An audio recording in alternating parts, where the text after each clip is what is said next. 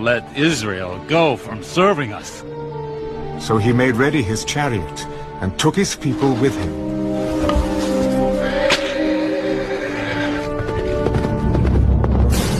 Also, he took 600 choice chariots and all the chariots of Egypt with captains over every one of them. And the Lord hardened the heart of Pharaoh, king of Egypt, and he pursued the children of Israel.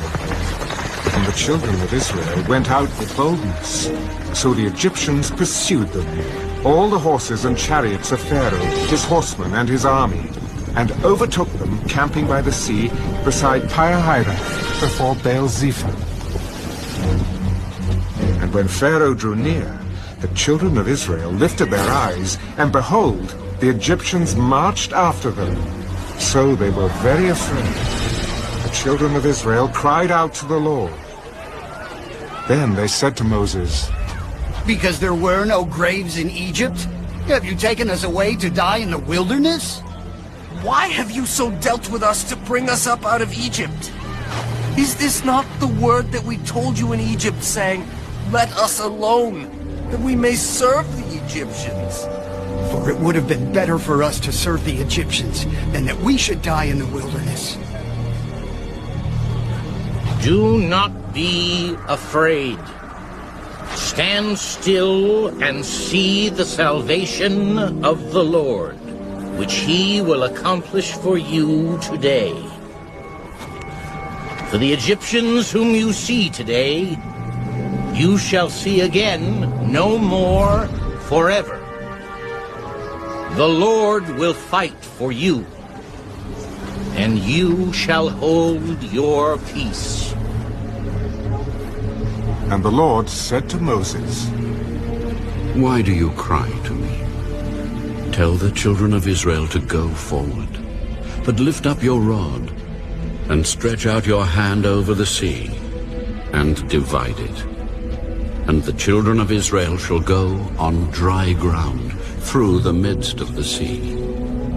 And I indeed will harden the hearts of the Egyptians, and they shall follow them. So I will gain honor over Pharaoh and over all his army, his chariots and his horsemen.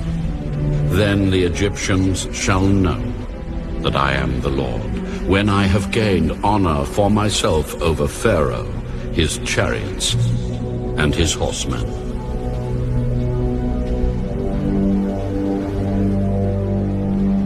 And the angel of God, who went before the camp of Israel, moved and went behind them. And the pillar of cloud went from before them and stood behind them. So it came between the camp of the Egyptians and the camp of Israel. Thus it was a cloud and darkness to the one, and it gave light by night to the other, so that the one did not come near the other all that night.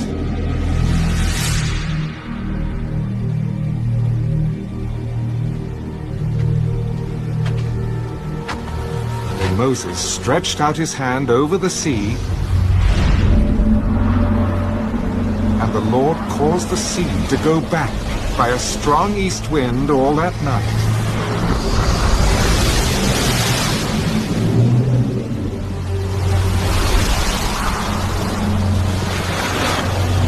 And made the sea into dry land, and the waters were divided.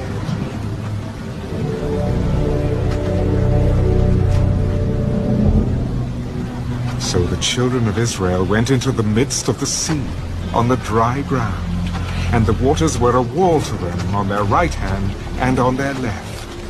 And the Egyptians pursued and went after them into the midst of the sea, all Pharaoh's horses, his chariots, and his horsemen.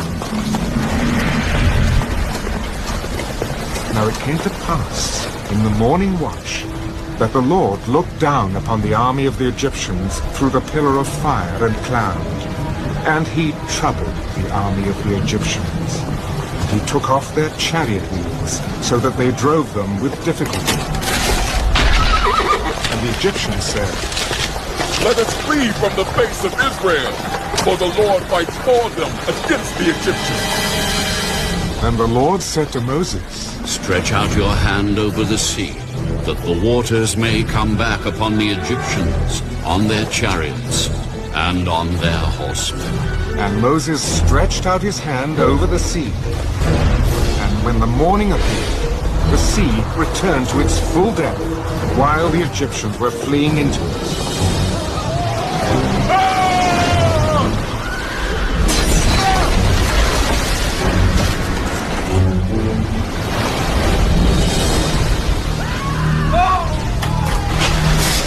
So the Lord overthrew the Egyptians in the midst of the sea.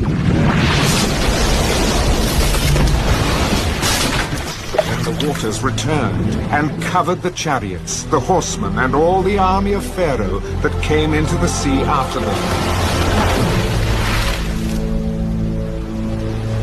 Not so much as one of them remained.